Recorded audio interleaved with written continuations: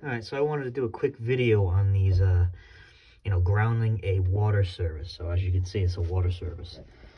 So there's a couple things that you need to keep in mind. One, when grounding a water service, number 4, bare copper, okay, automatically.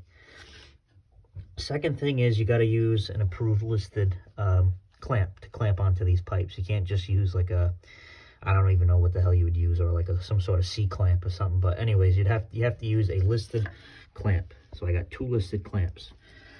So why do I have 2 is the next question. You have to have 2 points of bonding connection here. And what I mean by that is you have to bond the line side of the water service. So this is where the water service comes into the building. And this is the load side of the water service. Now the reason for this, why you need 2, is because if, for some reason, they can undo the connection here and undo the connection, I guess you could say right here.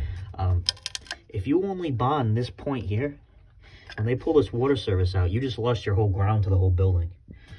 So it's very important to have the load side and the line side bonded. Also, notice how I cleaned all the copper on this pipe. See how it had all concrete and whatever, oxidation?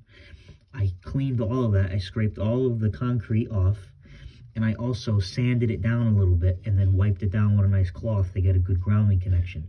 If you put the ground clamp on this, you have no ground. There is no ground that you're going to get from this water service, because it's not clean and it's not prepped.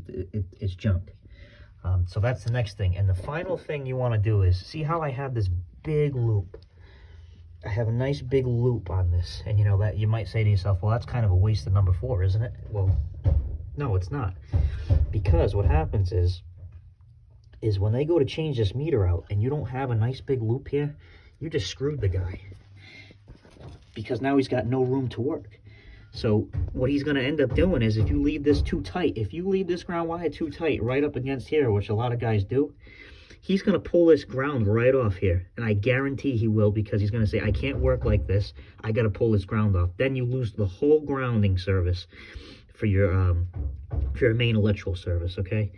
So leave yourself a nice big loop. Make that guy's life a lot easier, okay? And that's about it. And just one last thing that I wanted to add.